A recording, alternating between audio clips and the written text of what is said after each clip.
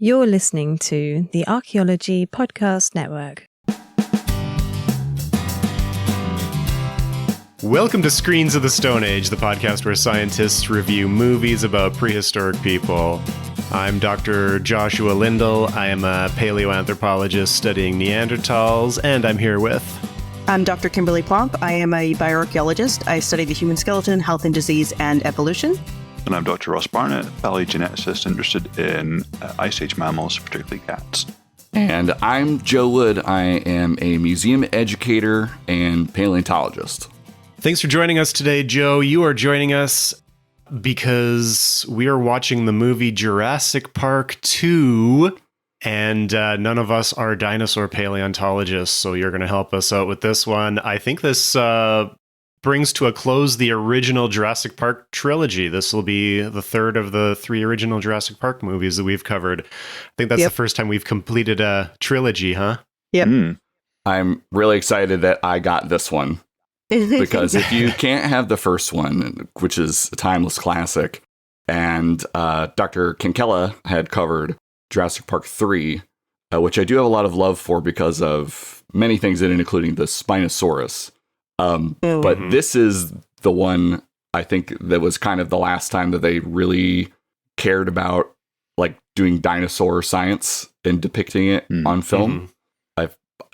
Maybe that's not fair, but certainly by the time we got to the Jurassic World ones, I think they had kind of thrown that out the window. Yeah, yes, for sure. I should mention that I'm not a dinosaur paleontologist by training. That's sort of my area of expertise now and what I end up talking about most of the time because I work in a science museum and that's what people want to talk about. But my training in graduate school was actually fossil mammals. Okay. Cool. I was just in photogrammetering a stegodon molars last week.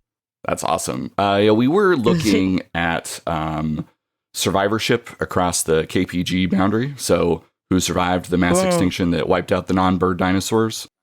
So I remember in the field when we would find fragments of dinosaur bone, like tons of like Edmontosaurus, which is the like the cow of the Cretaceous. We were in the Hell Creek. Actually, we were just above the Hell Creek.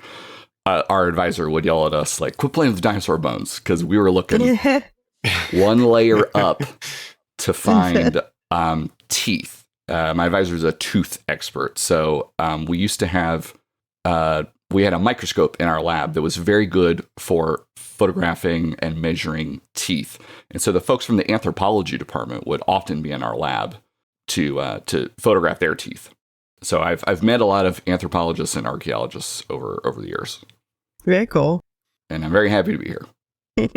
Well, Joe, could I ask you to summarize this movie for any of our listeners who haven't seen it? Yes, I would love to do that. So I think maybe we hadn't started recording yet, but Kim, you pointed out that this is one of the 2 of these movies that's based off of a book. So this is based off of The Lost World, Jurassic Park. I think the book is just called The Lost World. I think so. Right? Yeah. Yeah.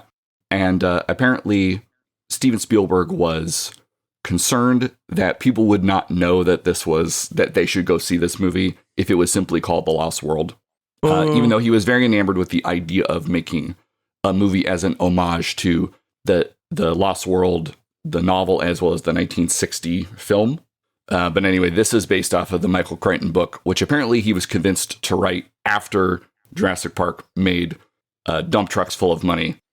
That'll do you.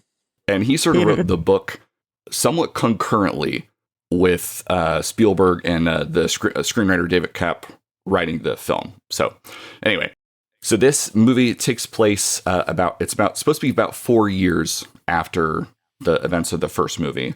And it came out 4 years later, so that sort of makes sense.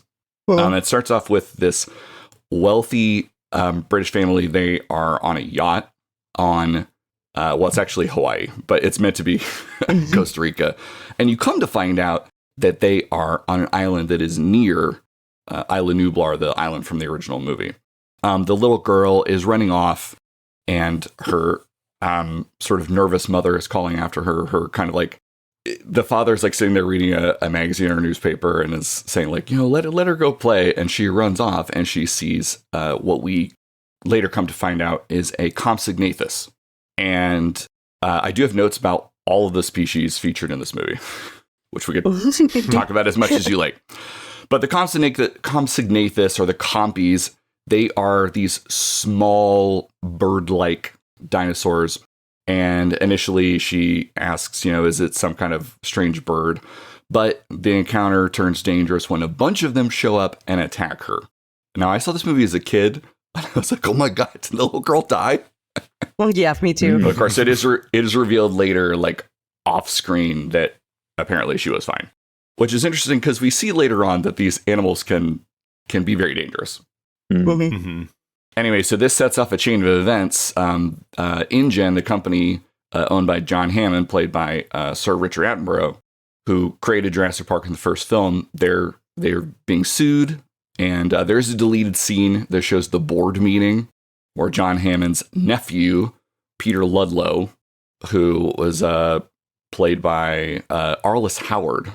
Apparently I had to have a dialect coach for this for some reason. They're having a board meeting and they're talking about how they're getting sued and they have to figure out how to recoup their costs, and they're voting to oust Hammond from the company.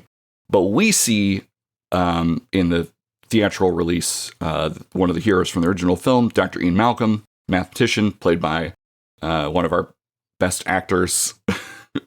Best people, Jeff Goldblum. And he is going to meet Mr. Hammond, who is asking him to go to the island. To go to Site B, which is revealed that they bred the dinosaurs on a different island and shipped the quote-unquote finished product over to Isla Nublar, what we saw in the original film. Initially, he is Jeff Goldblum. Dr. Malcolm is skeptical because he remembers almost being eaten by the dinosaurs. There's the iconic line where Mr. Hammond says, "I'm not making the same mistakes again." And Malcolm says, no, you're making all new ones. Such a good line. It is. Mr. Hammond has been convinced of the error of his ways, and he would like to protect the animals on this island, which have formed a functioning ecosystem. Eventually, Malcolm is convinced to go because it's revealed that his girlfriend, Dr. Sarah Harding, played by Julianne Moore, is already on the island. So he goes along with a equipment specialist named Eddie Carr and a video documentarian who was revealed to be like an activist, played by Vince Vaughn, named Nick Owen. So they get to the island. There's just an amazing scene where they meet Dr. Harding photographing Stegosaurus, a herd of them. And she, for an animal behaviorist, she's getting very close to the baby Stegosaurus. Yeah, she told him you can't smoke because it's going to disturb the environment too much. But then she goes up and pets the Stegosaurus. She immediately talks about taking leaving no trace, and then immediately is petting the baby dinosaur. But we'll leave that aside. There's an exciting scene where the Stegosaurus parents get upset, but then they go away. And then pretty shortly after that, she meets the rest of the team. It's revealed that Ian Malcolm's daughter has stowed away and is now part of the expedition. But before they can sort of come to a conclusion about what to do with her, the InGen crew comes, and they're flying in all these helicopters. They have all this heavy equipment. And there's this amazing scene that they call the Dinosaur Roundup, where they are capturing all these dinosaurs. It's revealed that they are going to take the dinosaurs back to the mainland to be part of a Jurassic Park theme park. And they are led by the nephew of John Hammond, Peter Ludlow, as well as Roland Tembo, played by Peter Postlethwaite, who is chewing every ounce of scenery in every shot that he's in a way that I love. He's portraying like the great white hunter. So they round up all the dinosaurs, but then our heroes, led by Nick Owen, who Vince Vaughn, who has apparently like done some sabotaging of corporations in the past, they release a bunch of the dinosaurs. This causes a ruckus, so to speak, in the InGen camp. But it's also revealed at this point that the hunters had captured an infant T-Rex, and it's hurt its leg. So Dr. Harding takes the injured, or I'm sorry, Owen and Dr. Harding take the T-Rex back into their big van trailer contraption that they brought to the island. Of course, the parents show up while they're trying to heal the baby T-Rex. There's this iconic scene where the T-Rexes are attacking their trailer, and eventually their trailer is destroyed. One of their number, the engineer Eddie Carr, is killed, and they have to sort of throw in with the hunters in order to escape the island by getting to a abandoned InGen facility that has a radio. So they go through, they're attacked by the T-Rex again, eats some of the InGen people. Another InGen hunter is killed by some Compsognathus in another one of the sort of like iconic scenes that was apparently like very difficult to animate at the time. Then they get to the InGen facility. They are attacked by velociraptors in tall grass. They are able to contact the mainland to send help. But before they do this, the hunter, Roland Tembo, tranquilizes the T-Rex and subdues it so that they don't leave empty-handed. They are taking it back to the mainland. He wanted to hunt the T-Rex, but Vince Vaughn's character had removed the shells from his hunting rifle.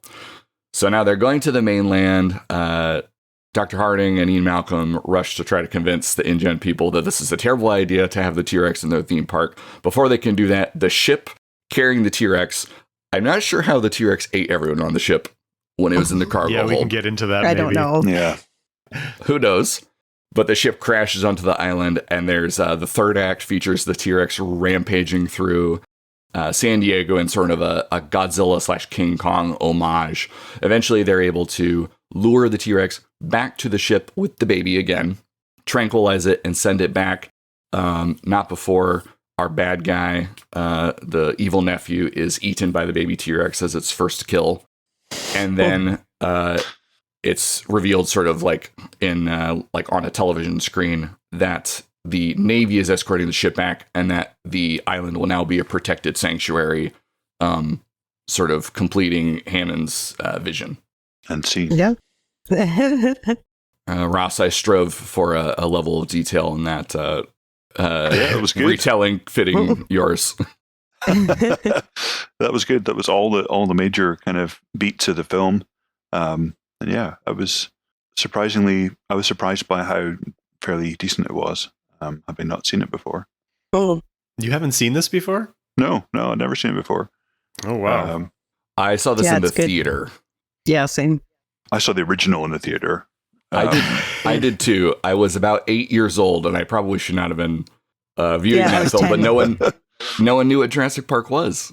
My family knew, but they just knew that I had to go. It was your Yeah. thing, yeah. I guess that's true. My mom was an avid reader, and she read all the books, so I guess she knew that there was like going to be people being eaten by dinosaurs. But she had this child who was like obsessed with dinosaurs. So Yeah. how are you not going that's to what my take mom him to was the like, dude. dinosaur movie? Yeah. I don't remember if I saw this one in the theater, but I definitely read the book before I saw the movie. And so I would have been 12 when this movie came out, which means I would have read this book when I was 12 or younger. And I read Jurassic Park before this book. So I read the Jurassic Park book when I was 12 or younger. I think the book is a lot more graphic than the movie, at least for the first book. So Yeah, the book came out in 1995. Great. I don't know if I would have read it that early. I read the first Jurassic Park after the first movie, but the second one before the second movie. And what really got me as a young girl, is that in the book, Sarah saves Malcolm. When the trailers go over the edge, she grabbed him on her back and climbs up with him on her back. And Wow. I loved that scene in the book when I was a young girl. And then in the movie, he saved her. And it pissed me off. I can imagine that being really frustrating. I do think that that character is. I did really like the Sarah Harding character. I think Julianne Moore is obviously like a very well-regarded actor, but also I liked that there was another paleontologist that was the hero in this film. I think that's kind of Sam Neill's character is in the next one, and there's also the young strapping graduate student, as you refer to him as, Dr. Barnett. But yeah, they still think this is kind of the last one where they were really trying to show like what scientists do. Yeah. Apart from hanging out of like trucks over cliff edges and climbing ropes and You guys don't do that? wrestling raptors. Is that not part of your field work? Well, it's been a while since I've had to climb a rope. I put it that way. Yeah, and as archaeologists, we're more chased by mummies and stuff. So, do people ask you if you are a paleontologist? Because certainly, as a paleontologist, I get asked if I'm an archaeologist. no, I get asked if we study Loch Ness Monster. You get asked a lot about the aliens and the pyramids.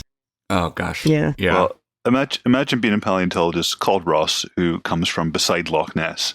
How do those conversations go? I feel for you, my friend. I do get the Ross Geller thing quite a lot, and I've never really watched Friends, so I understand that like they're trying to be nice because they're relating something that they know about to you, but I really don't know. I never know how to respond. Like, because I think he's kind of an annoying character, right? That's like his whole thing. Yeah. So I usually am like, oh, thanks. It is a tough one. Well, I think you usually go through like the inaccuracies of this movie, right? Yeah, let's start with that. How pedantic can we get about the inaccuracies in this movie? So I guess I want to say at the start that they did a pretty good job with the dinosaur stuff, especially for the time. There are some like silly things in this that we can talk about. But yeah, I have like kind of like the main ones bolded, and then there's like some more like pedantic ones. Like in my notes, I have the Pteranodon. They look pretty bad. Question mark. So I have like all levels of detail of pedantry here. Maybe would it be fun to go through a list of all the dinosaurs that they have in this movie and talk about how accurate the depictions of the dinosaurs are, or how accurate they would have been at the time? Yeah, I think that would be awesome. I do have my notes sort of listed by dinosaur. So, I think the first ones that you see are the Compsognathus. And so these are that is a real dinosaur, and that was a Jurassic dinosaur. So one of the few Jurassic dinosaurs in these Jurassic movies. But these movies love to, I kind of don't blame them for this, but these movies love to make animals that were bigger, smaller, and animals that weren't that big, make them bigger. So this is one of the animals that they made smaller. But again, I kind of don't blame them. So if you look at skeletal diagrams or size comparisons of this animal, you will see that it's like about the size that you see in the movie, but that was based on the holotype. Well, holotype is like, for the audience maybe don't know, that's the a specimen that was used to describe the species, and it's like the example that we compare it to. That was a German specimen found in the 1800s, and it's a juvenile. But there is another specimen from France that we think is an adult. And it is about 1 meter long. For my fellow Americans, that's about 3 feet. So a little bit bigger than what you see here. What's that in freedom miles? It's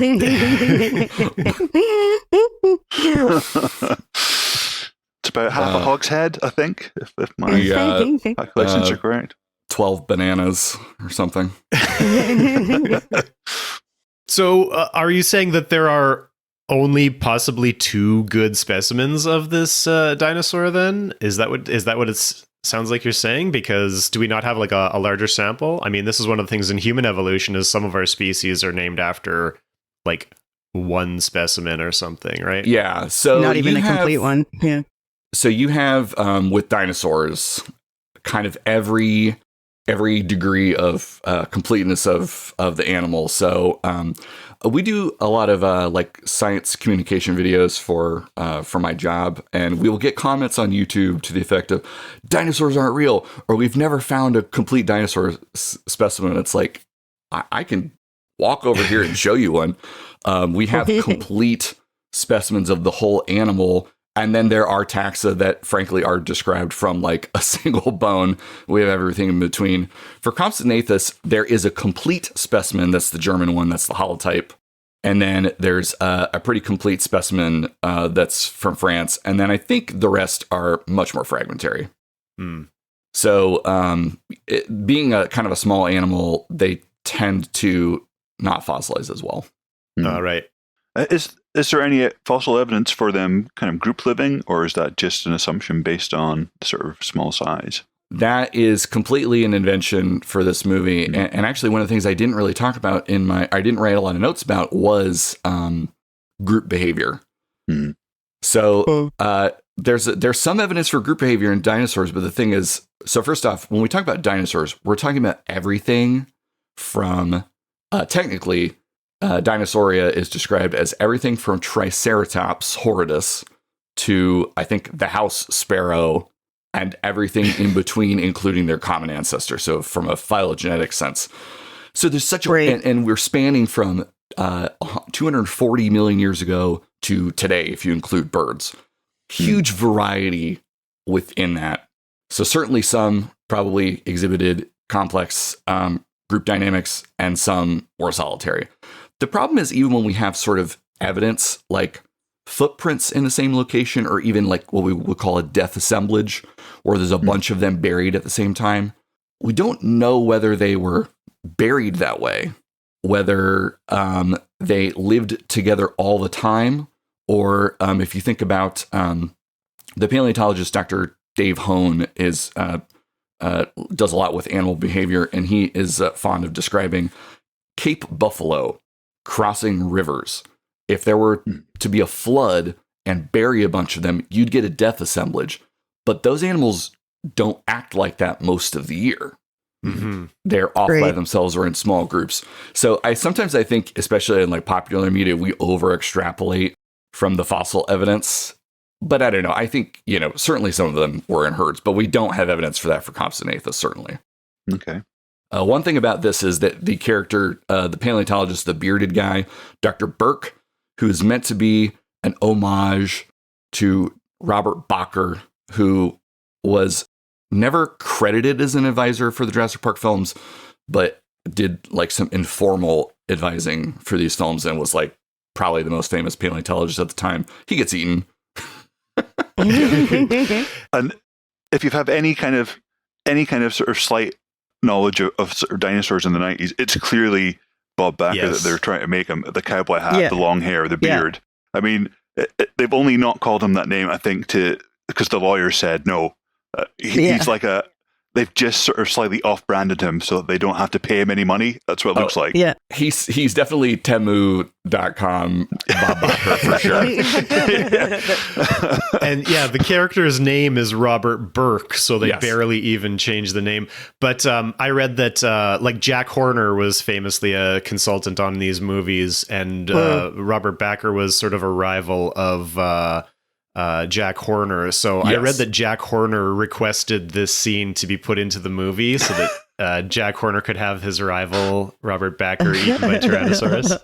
They definitely had some different ideas about some of these things. Dr. Horner is sort of known for being kind of an iconoclast. He would often put forth controversial ideas about dinosaurs that would generate a lot of discussion. I'm being like extremely diplomatic in the way that I phrase that. But before I forget, the Burke character calls this animal Compsognathus triassicus, which is not a real animal. There is Compsognathus longipes, and there is also another animal called Procompsognathus triassicus. And I think there is a little bit of confusion because I might be wrong, but I think maybe in the book they're referred to as Procompsognathus. But that's another like small dinosaur. But that's one of those things where like you often point out on your show, they tried to say the sciencey words and they messed it up. And if they had just called it compies or something, it would have been fine. Yeah, they just went too far. That's one thing I like about this movie because, like you said, to a certain extent, they do it in Jurassic Park 3 too, where they're still trying to get some science in. But like the first one is a real celebration of science. Yes. And this one, they have these characters. They have Robert Burke and they have Sarah Harding, where they do these like little snippets of exposition where they just like spew these little dinosaur facts at you throughout the movie. Yeah.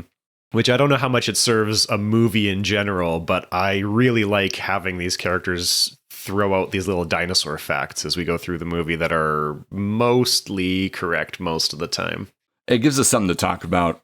The last thing about Compsognathus, and most of these dinosaurs I don't have nearly as many notes, but Compsognathus, that German specimen that I talked about, this was studied by Darwin's colleague Huxley, and it was found shortly after Archaeopteryx. So he went to Germany to study it, comparing it to Archaeopteryx, and this was one of the things that gave him the idea that birds are dinosaurs. So the idea that birds are dinosaurs is not a new thing, even though it's still, I think, like just finally has trickled into the public consciousness. By the time you get to Jurassic Park in 1993, they're still posing it as sort of a debate, even though that was not really the case even at that time. Mm-hmm. But yeah, all the way to the 1860s, many people were recognizing this link, and Compsognathus was part of that. I really want a movie featuring Thomas Henry Huxley, because I've never seen him in a movie, and I really want Tommy Lee Jones to play him, because if you looked at photos of them side by side. No. He looks like Tommy Lee Jones with mutton chops. Do we think Tommy Lee Jones could do the accent? I don't know, but it would be worth it. I honestly, even if he just did not try to do an accent at all. Yeah.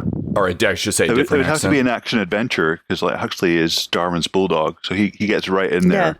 But he does appear in a film. I think he appears in the film Creation, which is about like Darwin. It's got Jennifer Connelly and her real life husband, whose name I forget. Who's a British actor. Seen that. I guess we should watch that. Appears in that. Have we not watched that? That might be worth watching. Oh no, we haven't watched this. No, we haven't watched it. If this isn't on our list, we got to watch this. The other movie that I really think they should make is the Bone Wars movie, and there's a posthumous novel from Crichton called Dragon's Teeth. That's an extreme dramatization of that I think would make a good movie. Well, I mean, if you just follow the real story, it would be the pretty, real story. Doesn't need all that much So kind good. of fluffing. No, it doesn't. For anybody who doesn't know it, if you read the book, The Gilded Dinosaur, it covers it pretty well. Yeah. Huxley's a great character.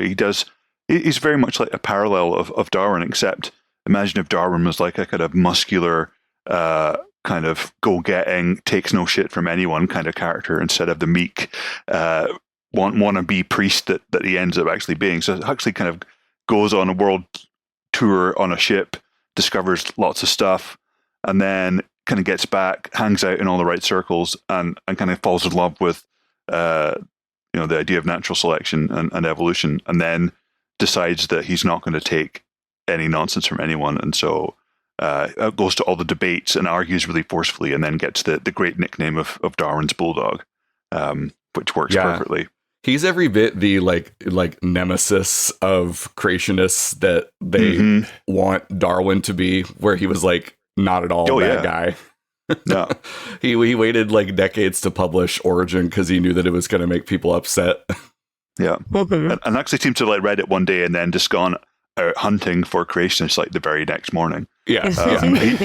He's the one that's in the famous Wilberforce debate. That's Huxley that says he'd rather have an ape for a grandfather than somebody who lies and obfuscates and tries to confuse people with fancy words, which, we're still talking about 150 years later.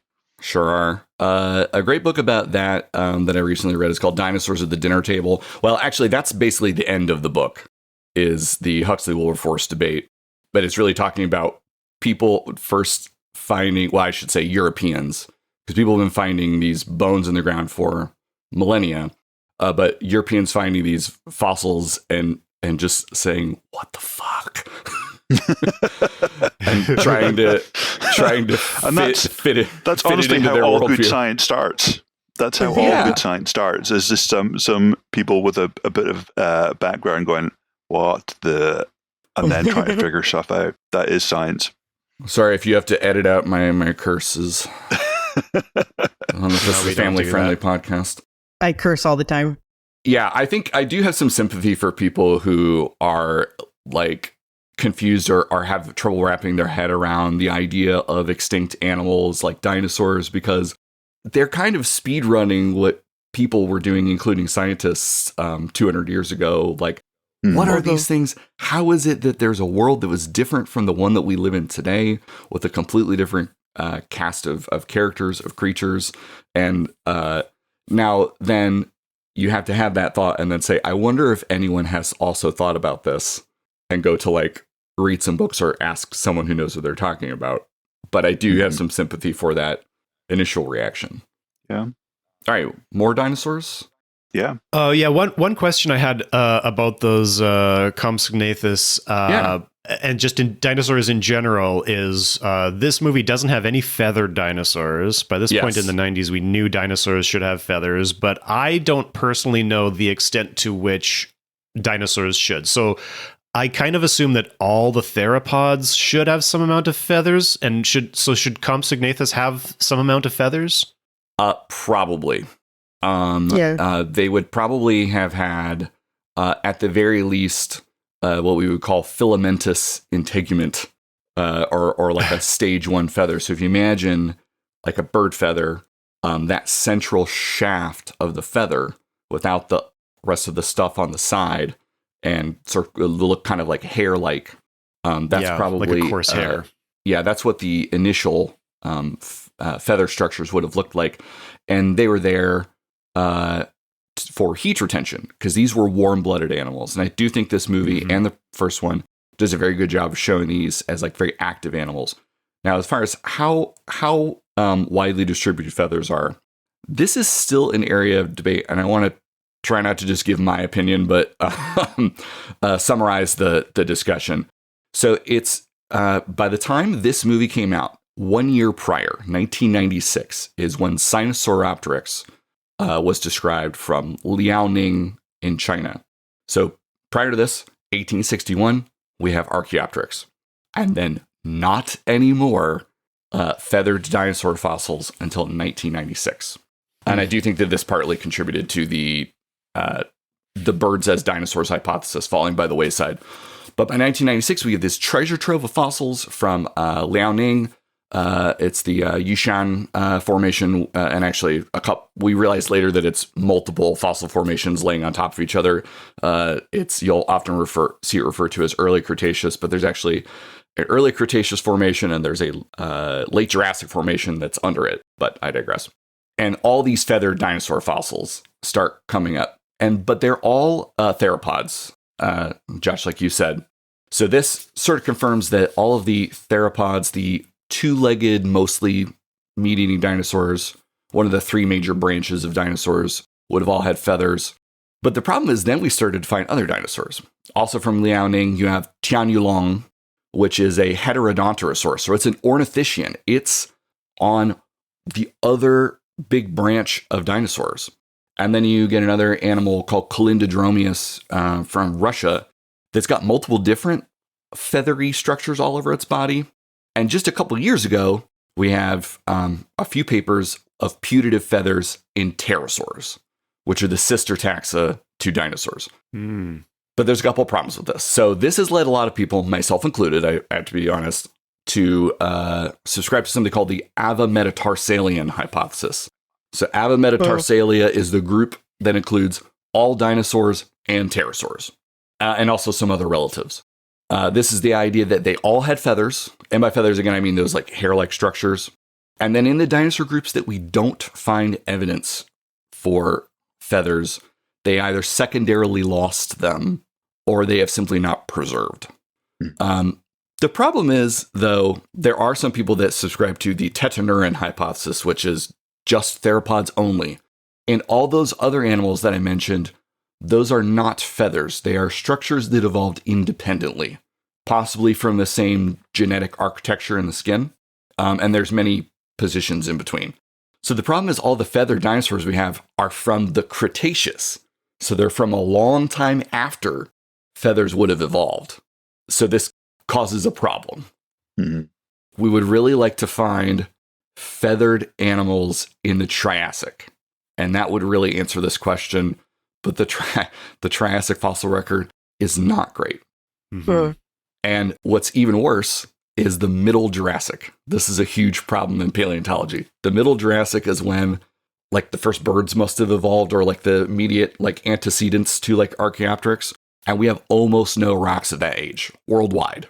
They've all been scraped away, or were not deposited, or have been, subducted under the crust. We're never going to find them. Oh, no. It sucks. But we continue to search. So I can't answer that question. Yeah, it just needs a couple of lucky strikes, and then you could have a new understanding. Yeah. All it would take is one.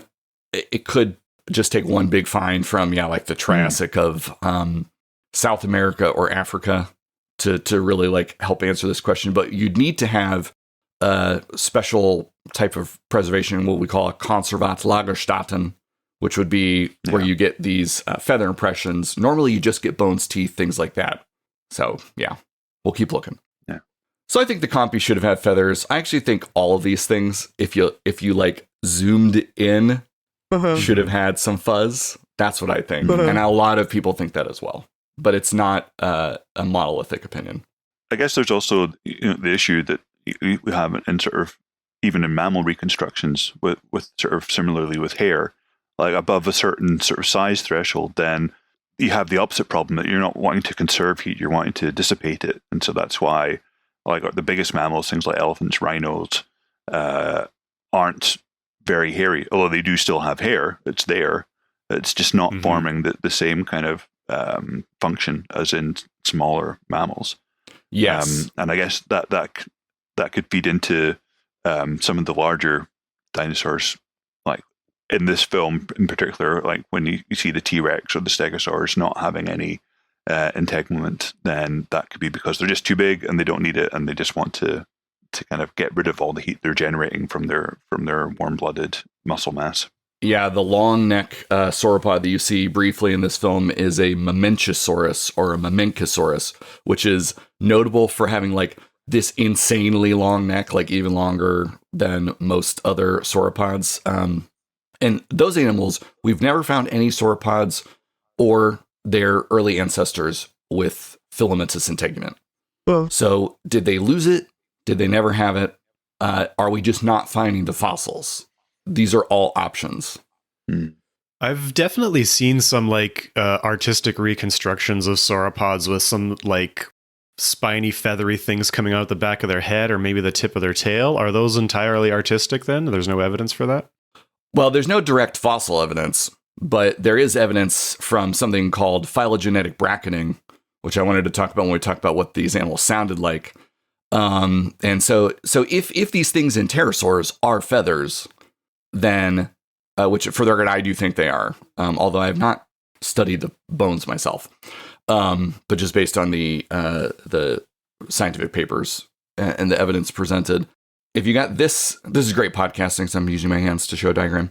You've got this end of the dinosaur family tree, and all the way over on this end, you have pterosaurs. That must have meant that their common ancestor had this fuzz. Yeah, I guess we could use like a mammal analogy that might sort of work for people. So if we help me see out, Ross. Like we see like monotremes. So we have like platypus and echidna. They're hairy. And we see placental mammals like us and hedgehogs and leopards and things. They're hairy. And we know that in between those two guys, you've got the marsupials. Then because the branches on either side of marsupials have hair, we can then assume that marsupials would have had hair. And in fact, that's the case. That we do find that kangaroos and wombats are hairy. So that's kind of phylogenetic bracketing without using your hands. Well, yeah, if you found an elephant fossil, and maybe you didn't you didn't have extant elephants to observe, they would certainly not preserve with hair. Yeah. In as a fossil, frozen ones from fairly recently notwithstanding, and so. But with phylogenetic bracketing, an example that you put forth, Ross, you would be able to assume that they at least their ancestors had hair. This is actually a problem in mammals too. I know we think about like mammals, obviously they're fuzzy. Every mammal today was fuzzy in some way, but the fossil record of fur is not that great. So we don't know exactly when hair evolved. So I think these things should have been fuzzy, but yeah. Talking about phylogenetic bracketing, the sounds that they made, can we talk about this a little bit? Yeah. Yes. So for the sounds, famously, the T-Rex in the original film was like an alligator, a lion, and like a walrus and some other mammals. They actually gave the T-Rex, the male T-Rex, a different sound. They wanted it to look different. And one thing I did like about this movie is they tried to have male versions of many of the dinosaur taxa and sort of differentiate them a little bit.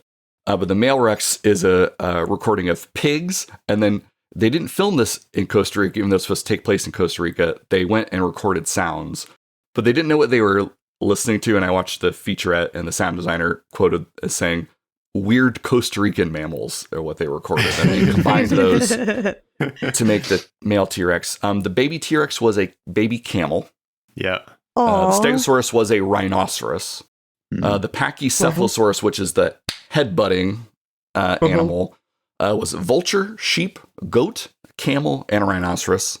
And the Parasaurolophus, the one with the long crest that they take down, Elvis, was a cow calling through a tube, which I would love to have a video of.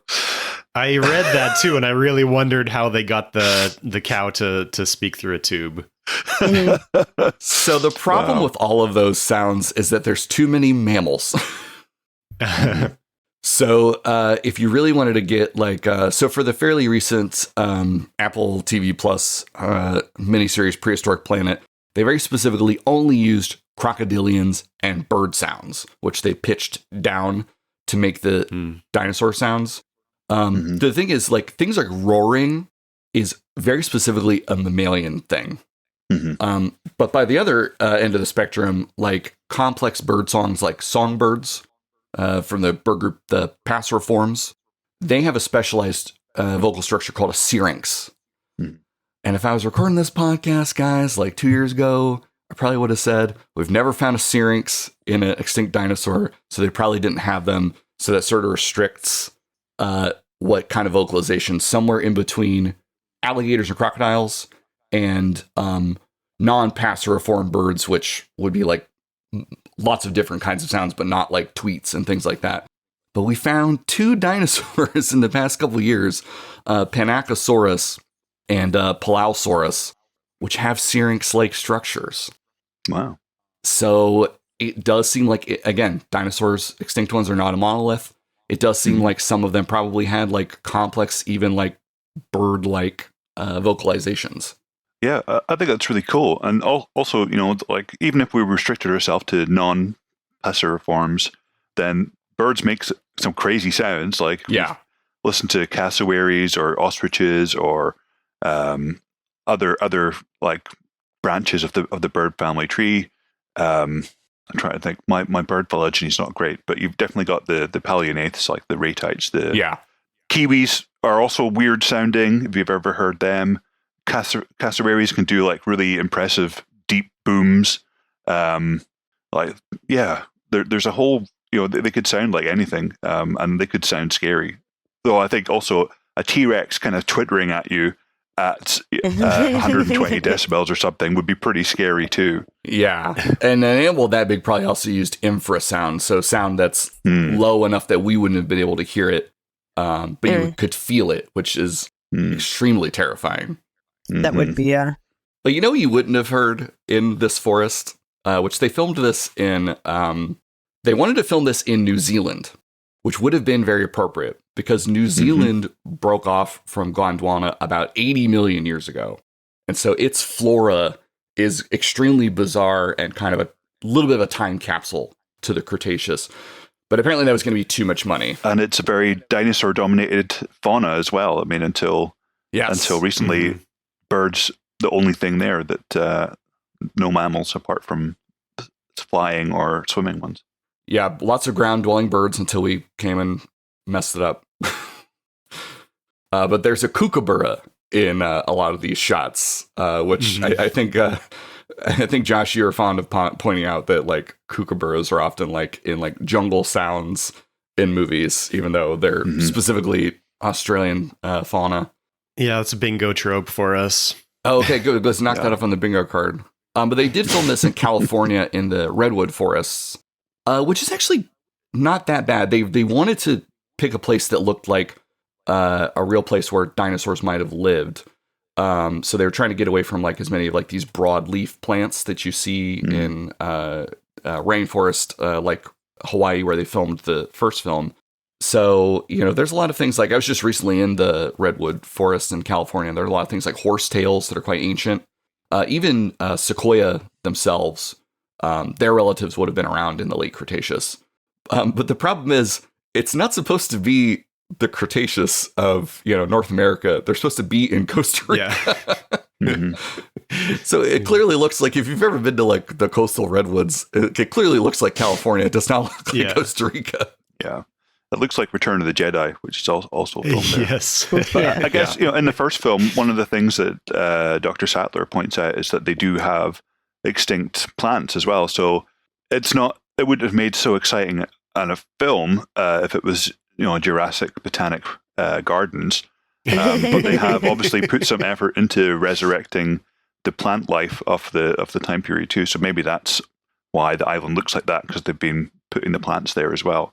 That's I hadn't really thought about that. That's a great point. I think plants are so cool. I'm not a plant expert, but my poor wife had to hear me like rant about this and take like 20 pictures of me with the horsetails when we were in amongst the redwoods. But there's nowhere on the planet today that you can go and see animals that are ancient. I mean, you can see examples like, you know, turtles are still around and things like this, but there's many places where you can go and see that the flora is sort of a relic of an ancient time. There are most of the major groups of plants, like if you know where to look, like they're still around. And there's even some weird things like monkey puzzle trees, which are a Mesozoic taxa, are used as ornamentals all over the world. So you can be in a park and just see like a dinosaur tree. I think that's neat.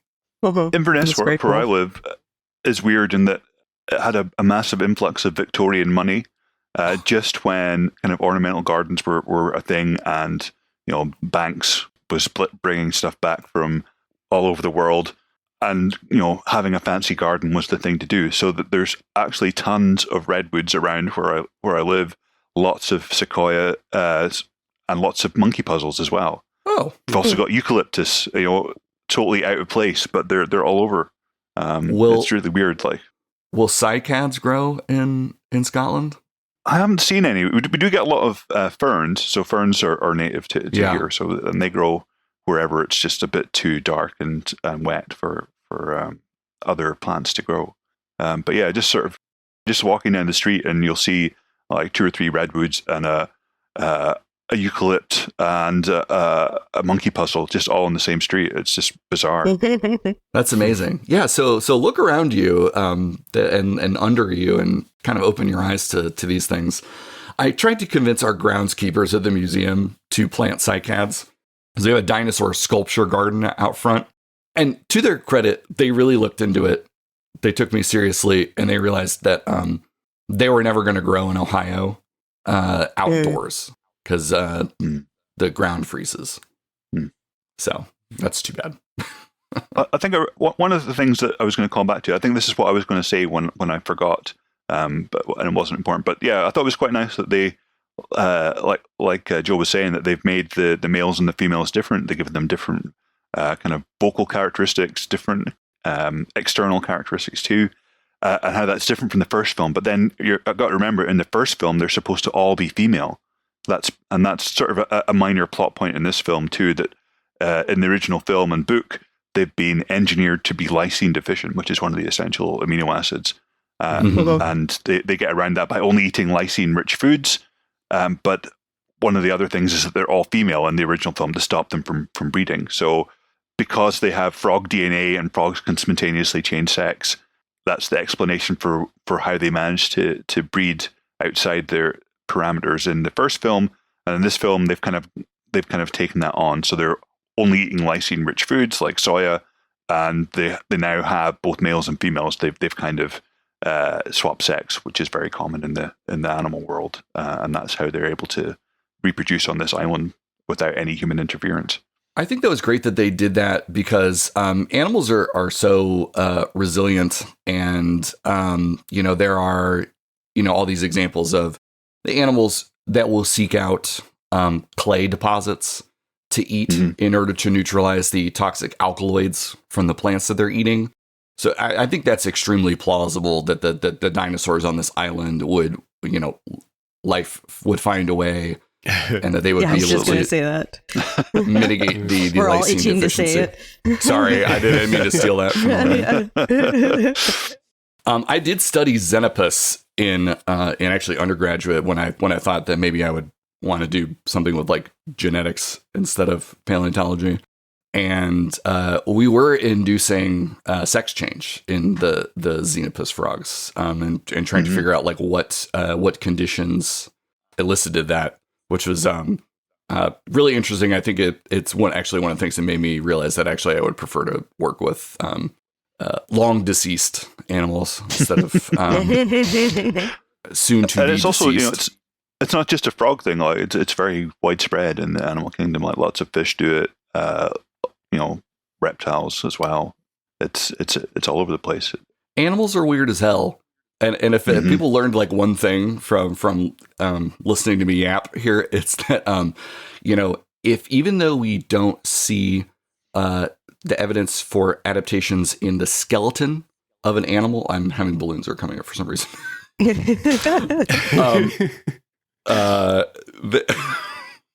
I'm just so excited. I'm just so excited to talk about dinosaurs. For the podcast listeners, balloons just rose on Joe's video for some reason, and I don't know why that happened. Does anybody know why that happened?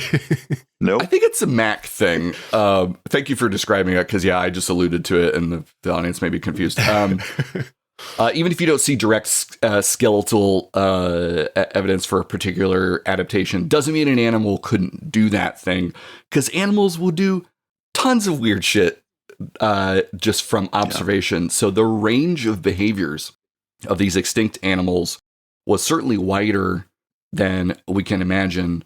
So I think like when you see reconstructions or things like that, yes, some of that is speculative, but it's certainly like within the realm of plausibility. The example that everyone gives is goats are really good at climbing trees, whereas it's like you wouldn't necessarily expect that. Elephants will swim miles out to sea just for shits and giggles and all kinds of stuff. Some species of crocodile can gallop on land. That's pretty messed up. Oh wow, that would be crazy to see. I don't have that in my notes. Can I talk about that for really, really quick? I want to see a movie, one of these Jurassic movies, where they have some of the Mesozoic crocodiliforms, because while many fauna is in the Mesozoic were dinosaur dominated, some of them were actually like croc dominated, or at least they were present, and they weren't all the aquatic ambush predators that they are today. There were herbivorous forms, running forms, large terrestrial carnivorous forms, everything in between. Even into the Cenozoic, especially in the southern continents. But I digress. But we still see a relic of that today. So crocodilians are archosaurs. They're in the same group as the dinosaurs, and their ancestors had erect limbs. They held their limbs directly under the body. Today, they have splayed posture like a lizard. But when they want to, like when they got to get across a golf course here in the States, not here in Ohio. We've a dearth of alligators, but down south, they'll lift themselves up and walk, doing something called the high walk. Also, they have a 4-chambered heart, like mammals and birds, but they have a shunt that goes between the atria. Are you familiar with this? No, I hadn't heard this. No. So when they're underwater and they're not breathing, they can actually shunt blood between the atria. So they're sort of essentially shutting off the pulmonary circuit. So blood's not going to the lungs because they're not breathing. and they sort of like revert back to a lizard-like cardiovascular system because they don't need to do that. But then when they're more active, they switch back over to this like 4-chambered heart system like we have. And a 4-chambered heart is a kind of a hallmark of warm-bloodedness. That's really cool. It's like a high power, low power switch they've got. Like, wow. Crocs are cool. For the people that are like, oh man, they're putting feathers on the dinosaurs. They look so lame now. I want my Victorian dinosaurs. Buddy, have I got something for you? You can drive down to the zoo right now and find an alligator or a big saltwater crocodile. That is your Crystal Park Victorian dinosaur, and they're still alive today. Yeah. I think they did a good job as well of like not using the Victorian sort of archetype that probably most of us oldies are used to, with like they very specifically don't have a tail dragging stegosaurus. Like it looks very upright and modern with that kind of low head but high tail. The stegosaurus it stands up pretty well. Now, I was going to ask about this because if I'm not mistaken, I read and I was trying to look for some screenshots that later in the Jurassic World movies, they have the tail down a little bit more. So what should that Stegosaurus tail posture be? That makes me so mad, Josh. Thank you for bringing it up. So there's this idea. I do kind of understand this idea that like at the time that they made the original films, we didn't know as much as we do now about like they should all be feathered, and especially the Velociraptor and things like this. But the audiences expect them to look like they did in the original, and so we can't change them in subsequent films. I sort of get that from a filmmaking standpoint, although I think that they're not giving audience enough credit. But then there are times when they have changed the dinosaur models to be worse. Yeah. And an example is the Stegosaurus. So the Stegosaurus in this early scene in this movie looks beautiful. Its tail is high off the ground, and that's certainly what we think that they would have looked like. If you go to the Natural History Museum in London, Sophie is the Stegosaurus they have. They're very famous. You can see the way that they have the tail posed. We have a cast of a Stegosaurus. If you're in the States and you want to see the best Stegosaurus, you have to go to the Denver Museum of Nature and Science. It even has the gular armor preserved, which is the plate on like a chainmail sheet that they had on their neck. But anyway, yes, they would have had the tail up high, but then in one of the Jurassic World movies, it's like dragging its tail. And so they've changed the model to look worse. The Stegosaurus in this movie are way too big, but that's okay. Yeah. I think they've also, and this is something I've just checked up myself, and was quite conspicuous in the film. So the raptors look the same, but they've rotated the wrists in this film compared to the first one. So in the first film, the raptors are, and I'm using my hands here, they're slappers. I think that's what it's called. Whereas in this film, they're clappers. So in the first film, they've got their hands like they're playing piano. In this film, they've got them like they're trying to catch a ball. I am going to run upstairs as soon as we're done recording this and talk to my wife about this, because every museum we go to, she has to hear me say, "Psst, look, they're clappers, not slappers. They got the wrists wrong." Yes, you're right. They could not turn their wrists to pronate them. So supination is, hands, palms up. Pronation is palms down. I'm not an anatomist. So we'll never have a dinosaur playing the piano. Unfortunately, no. There's also like I think a scene where the T-Rex, notably T-Rex couldn't have even touched their fingers together, but sometimes in a lot of these things they have them manipulating things with their hands. But yeah, I also noticed I think they lengthened the snout of the Velociraptor. That might have just been my perception, but it does seem like they lengthened the snout. I think you talked about this in your Jurassic Park episode, but the Velociraptors have a boxy skull in these movies because they're more based off of a related animal called Deinonychus or Deinonychus. Famously, Crichton met with John Ostrom, who's actually the graduate advisor for Bob Barker. And he was the person who discovered Deinonychus and kind of reignited the idea of birds as dinosaurs. Met with him several times to try to get things right, but ultimately went with the name Velociraptor, not because he just thought it sounded cool, although it does, but because he was also influenced by a book called Predatory Dinosaurs of the World from 1988 by Gregory S. Paul.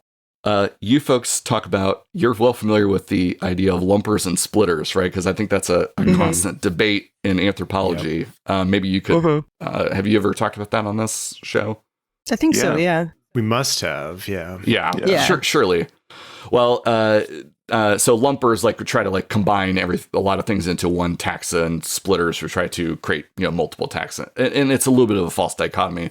But anyway, Greg Paul, ultimate lumper. He basically said that all these dromaeosaurs, these raptor, quote unquote raptor-like dinosaurs, were all the same genus, and because Velociraptor was discovered in the 20s, it takes precedence, and so they're all Velociraptor. And so both Crichton and Spielberg said, sounds great to me. So they were trying to adhere to the science. They were just I don't know, I think maybe misled. I don't think Paul thinks that anymore, for the record, but I don't want to speak for him. He's still active in the field. But they would have had feathers for sure. And surely by the time we get to the Jurassic World films, damn it, they should be covered in feathers. Because in 2007, super disappointing. 2007, we found quill knobs on the ulnae of Velociraptor. So these are the big holes in the actual bone that the big flake feathers insert into. So not only would they have been fuzzy, they would have had bird feathers on their arms. That would have been cool. Yeah, I think it would be cool and scary if you've ever been sort of chased by a cassowary or an ostrich. Then you know that feathers can be scary. Yeah. And they could have made blue have beautiful blue feathers, right? Mm.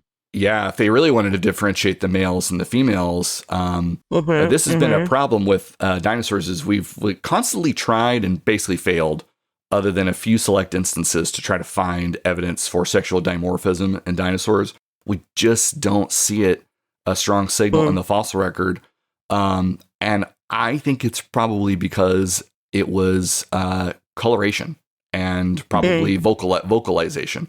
If you look at modern passerine birds, do you have cardinals and you don't have cardinals. We don't even have cardinals in the western United States. Cardinals are the state bird of Ohio. They're these beautiful red birds that the males have this bright red plumage, and the females are relatively drab, skeletally identical. So certainly we have that with for a kind of Europe centric audience like blackbirds or bullfinches. Skeletons are the same in males and females, but the external appearance is different completely. Thank you for helping me find an example, Dr. Barnett. I've been to Scotland, but I was looking at the rocks, not such birds. We do have great rocks here, that's for sure. I should say the Highlands of Scotland and the Appalachian Mountains of southern Ohio are part of the same mountain range, as well as the Atlas in Scotland. We have a lot of the same. Just long lost relatives.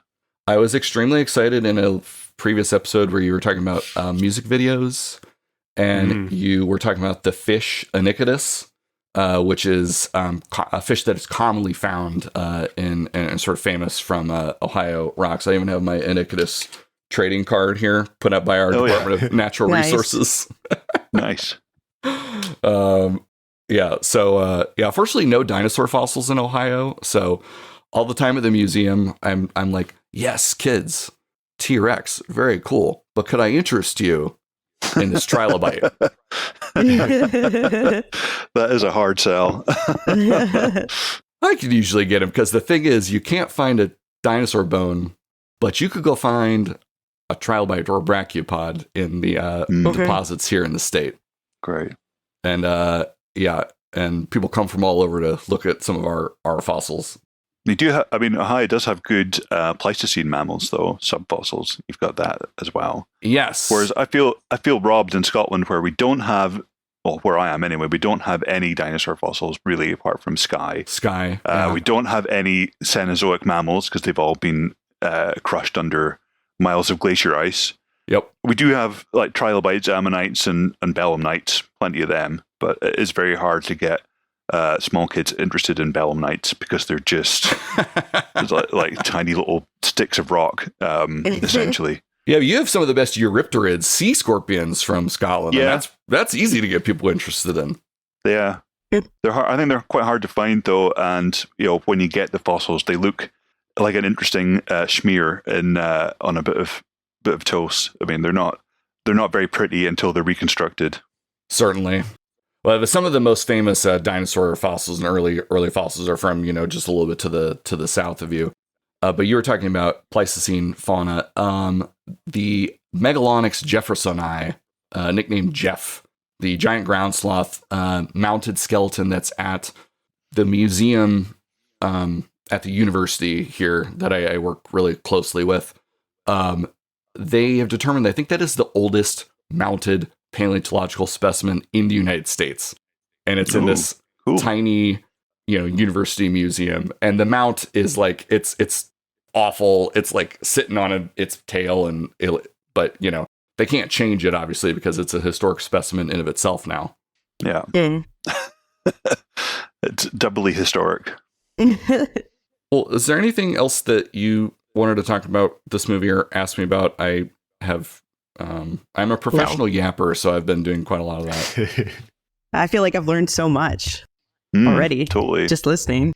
I got a couple of pedantic notes to just throw out here, and then I'll ask you a couple of questions. There's the scene where they rescue that baby Tyrannosaurus, and they're sort of splinting its broken leg, and she says they've got an X-ray on it somehow. They had an X-ray machine on this van that they brought with them. And she says, "There's the fracture." She says, "There's the fracture right above the epiphysis." But then the video of the X-ray shows a fracture right in the center of the diaphysis. Yeah. The epiphysis is like the end of the bone, and the diaphysis is the middle shaft of the bone. So she basically says the fracture is at the end of the bone, but then the X-ray shows it right in the middle of the bone, which is very pedantic. But also she says that it's the metatarsal that's fractured, but then she splints the tibia. Or I don't know if a dinosaur has a tibia tarsus or no, they don't have a tibia tarsus. Yeah. Yeah. You know what? I didn't think about that. I mean, I think, most people, when they look at a dinosaur skeleton, they, one of the first things you notice is that they are like sort of walking on their toes. But yeah, they did get that wrong. Also, if it was the epiphysis, this is meant to be a juvenile. It's meant to be like 2 weeks old, is this dinosaur. So it's a little bit too big. It's also like, we now know, I don't think we had any juvenile T-Rex at this time, but we do have some now. It looks a little bit too bulky. But also I think that's because they had to hide the electronic components. Yeah. Because that one model that they're carrying was fully self-contained and battery operated. Yeah. So we can give them some leeway. But I mean, like animals grow just like living, fast-growing animals like mammals today. This thing would have been like made out of rubber, right? Like its bones wouldn't have been fused. So am I off base here? I think that's right. I'm just going to refer back to Josh's pedantry with more pedantry. So, but surely, she's still technically correct because it's above the diaphyses are above the epiphyses. So yeah, sure. Every fracture will be above one epiphysis and below the other epiphysis. That's true. Yes. Yeah. Oh wow, with Uno reverse on the pedantry. I did enjoy. I will say, I did enjoy the depiction of parental care with the mother and father T-Rex and the baby, because I think at this point we were just starting to sort of tease apart the idea of parental care. But again, phylogenetic bracketing. You have crocodilians, they have complex parental care. Birds have complex parental care. Reasonable to assume that at least some extinct dinosaurs did. But by this point, we were starting to get, for instance, Citipati osmolske, which is a dinosaur from the Gobi in Mongolia that was actually preserved on the nest breeding. Now, crucially, that fossil is called Big Mama, but we do not know whether it was male or female. Yep. And we do know that in some bird species, it's the male that does the brooding. Like the emus and ostriches and stuff like that. And penguins. And penguins, yeah. Well, I thought it was also nice about the parental behavior is that it actually gives it a much more realistic reason to be attacking everyone. Like that's one of our bingo tropes is that they're just attacking for no reason because they have to be big and scary. But the fact that there is a reason behind this, I think actually works for the movie, that these guys have stolen their baby. That's going to make them want to attack, but also not just give up as a normal predator would when it's not getting anywhere. It gives them a reason to kind of keep coming back again and again. That's and a then really get rid great of the point. threat, even once they because they knocked it over even once they had the baby, so they just got rid of it. Came back. So the velociraptors, they're catching prey to eat because a human is like, maybe prey size. The T-Rex are defending their babies. The other dinosaurs are kind of like just trying to escape from the InGen people and running away. The compies are like little hell beasts that eat that guy, and I that strains credulity to the point of breaking. But this movie generally does a pretty good job of not depicting these as like monsters. Mm-hmm. They also address that directly because the Great White Hunter character says specifically, predators don't hunt when they're not hungry after the Tyrannosaurus has eaten the one guy out of the car. So they're like, he's not going to attack us now. It is funny to say that, and then in the next scene have those compies swarm that guy in a really unrealistic way where he's like swatting them and choking them all, and like it's weird they would keep fighting after that. But they can tell he's injured though, because he's just fallen down that hill. So I guess so. I would give them some credit there as well, that they've sensed an injured animal and they're just basically finishing the job. It's also went away from the pack, right? I mean, that's exactly what carnivores do. Is the injured one was away from the pack. So if you're going to do it, that's just the like time. the girl at the beginning as well, who's also away from the pack. Oh, the T-Rex. So famously, Jack Horner was a proponent of the hypothesis that T-Rex was an obligate scavenger. This is what I was going to ask you. This is going to be my next question. So where do we fall on this debate today? It's a very silly debate, I have to be honest. So for two reasons. One is observations of living animals. So we have this perception that like lions are the ultimate hunters on the savannah, and hyenas, Ross is shaking his head, and hyenas are scavengers. So like that's wrong, right? Totally, yeah. That boils my piss as well. Hyenas are amazing animals, and they've been done wrong for so long by so many people, and they're as good, if not better, hunters than lions. And lions, more often than not, will steal prey from hyenas that they've taken successfully. It's just because they do it at night when us humans can't see it that we make bad assumptions about what's going on. I think they're smart, so they won't turn down a free meal as well. That sort of thing. Do you know, Behind the Bastards podcast just put out an episode making fun of Ben Shapiro's latest book, where his whole analogy for like American society is based on a misunderstanding of lions as predators, and it's like his analogy is like lions versus scavengers or something like that, and like, you want to be a lion and not a scavenger. Why are all these right-wing dickheads so bad at biology? You've got Shapiro, you've just talked about. You've got Peterson with his fucking lobsters. You've got all these dickheads talking about alpha, sigma, beta based on misunderstandings of wolf behavior. I mean, read a fucking book. It's Jesus. I think it's the quintessential. I think you're right. I think it's quintessentially pseudoscientific, which is they want to use the terminology and the trappings of science without having to do real science of doing research and confronting your biases as new evidence comes to light and things like that.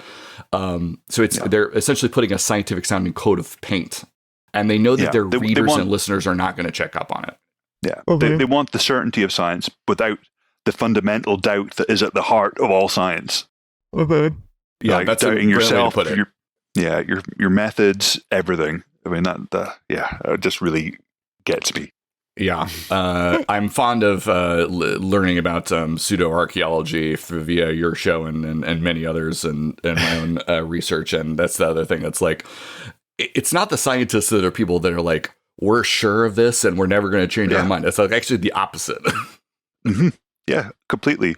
Like a quote that I read a while back, which has always stuck with me because I love it, is that going into science for certainty is like joining a seminary to meet women. It's just you're not going to find it there. Yeah. Yeah. Well, yeah, you asked me about the feather thing, and the thing is, like, we can't give like a really definitive answer because we're still learning things, and tomorrow we could discover a new fossil that might, change our interpretation. Mm-hmm. That's just the way it do be like that. It do be like that. Well, I'm sure that we could talk about this movie for several more hours. Is there anything in our notes that we really want to get into this podcast before we close it out? Because I think we're going to have to cut our conversation short eventually. I'm sure that we could just keep going forever. I did want to talk about the Thagomizer on the Stegosaurus. Yeah, that's a good shout. Have you waded into, because you've talked about this before, have you ever waded into the controversy as to whether paleontologists actually use the phrase Thagomizer? I was reading a post on Reddit about this the other day where someone was like, actually, paleontologists don't actually use this term. And then I was like, I just Googled Thagomizer. I Google scholared Thagomizer, and I'm like, no, I've found it used without commentary in scientific papers. Just using the term Thagomizer without explaining what Thagomizer means. So it seems like somebody has to have used it seriously, but I don't know the extent to which it's just a common term in paleontology. Yeah, so so that Reddit post is infamous at this point. So I've mentioned him a couple times, and you should listen to his podcast, Terrible Lizards.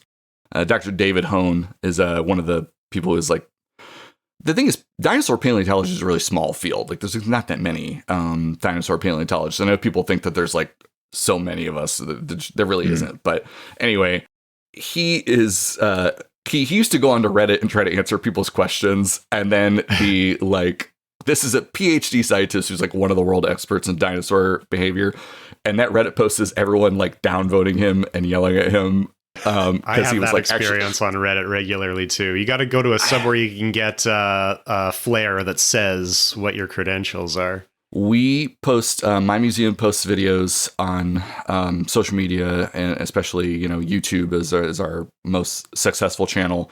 And I will get people telling me I'm wrong all the time. And the thing is, I'm happy to be told I'm wrong. If I did said something wrong. You're not happy to get told you're wrong when you're right, though. Yeah, no, I don't enjoy that.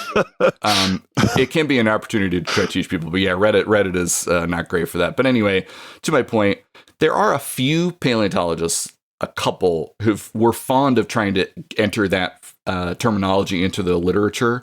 Most other paleontologists actively dislike it, including Dr. Susie Maidment from the Natural History Museum in London is one of the stegosaur experts of the world.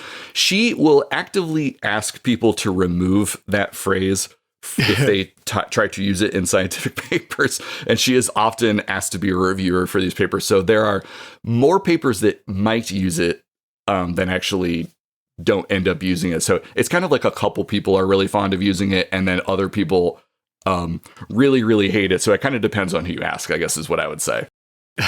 I think that's terrible because it's like PR. It's one of these great stories that connects people, makes science more accessible, makes scientists feel more like real people. And I think that attitude is terrible. We talk about it so much. It's such a great story that why would you try to shut that down, right? It doesn't make any sense to me. I think I totally agree with you. I mean, I think we should at this point we should just sort of embrace it because it's kind of fun. But the idea that there is this universal repository of terminology for science or paleontology specifically, that's you all know that's not really a thing. We argue over terminology, and scientists love to argue. That's our favorite thing. Yeah. There are some museums that use Thagomizer on their displays. We don't, but not because I have deleted the text.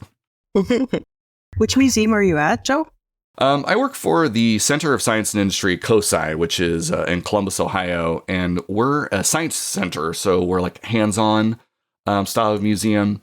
We're touching everything, push the buttons, and learn. Cool. We do have dinosaur exhibit. We're not a collections-based museum, so it's a little bit of a unique thing. So we do have real fossils and things like that. but I work a lot with the American Museum of Natural History in New York that our fossils are on loan from, as well as some of the other university museums and things like that. So it's a little bit of we don't have a back room that's got walls and walls of specimens that I can pull out and things like that. Wish we did, but so we're doing a lot of public facing stuff with paleontology. Yeah, really important. So if you want to see some goofy videos of me ranting about dinosaurs and other prehistoric creatures, you go to our social media accounts. They'll either be just COSI, COSI, or I think COSI Science. I think that's definitely our audience base. Yeah. You also host a podcast, right? Yes, I do. The two things that I wanted to give my shameless plug to is my podcast. My counterpart, I didn't ask if he could join us because him and his wife just had a baby, so they're very busy. But my co-host Dave and I have a podcast called An Hour of Our Time, where we pick a topic that we maybe don't know a lot about or have just gotten interested in, and we spend a lot of time studying it and then come back and try to distill our conversation into an hour. So we don't pose as experts. Occasionally, if we realize that we're really out of our depth, we might actually find someone to come help us out. But yeah, usually we're interested laymen trying to learn about a topic and share what we've learned and hopefully try to inspire people to do the same thing. And then the other thing I wanted to talk about is my Dungeons and Dragons actual play show called The Shifting Realms. So if you go to YouTube and search for The Shifting Realms, you should find our episodes. We play Dungeons and Dragons in front of a camera. We voice our characters, and it's a sort of improv theater meets radio play with the element of the dice adding a randomizing element, so we don't know where the story is going to go. Cool. So yeah, thank you so much for having me on. Yeah, it was great. We got so much good dinosaur information. I feel like we could have talked at least another hour and a half here. I think we should definitely have you on any other time we need to do some dinosaur paleontology or any other paleontology as well. I will talk about the Jurassic World movies. Yes. If you need me to. We should do. We've still got those on the list, don't we? Yeah. We should do those. Thank you so much for letting me rant. You know what I've been wanting to do lately is the cartoon series Dino Riders. I recently found the entire series on YouTube, and I also realized that there is a final episode where they go to the Ice Age, so we can get dinosaurs and oh man, nice. Ross is holding up what's his name, Rasp, the snake-headed guy. But he's one of the toys I played with as a kid. Yeah, the Dino Riders. You have triggered a very deep core memory. You can just picture the board meeting right now. It's kids like dinosaurs, kids like spaceships. Yeah, yeah. Stick them together. It's like chocolate and peanut butter, baby. Exactly. and they weren't wrong. I absolutely loved that series of toys, and I had a whole bunch of them. Mm-hmm. That shit was like catnip for little Joe. Oh my god. Absolutely. Definitely was better than the mammoths, the Jim Babe mammoths milk thing that we watched. The Mastodon's milk commercial on that was on our 100th episode. Oh god, I gotta listen to that one. That's a good episode. I've tried to block that, I think. Do you have questions, comments, or movie requests? We want to hear from you. Find us on Blue Sky and Facebook at SOTSA Podcast. Send us an email to screensofthestoneage@gmail.com or visit our website at screensofthestoneage.com.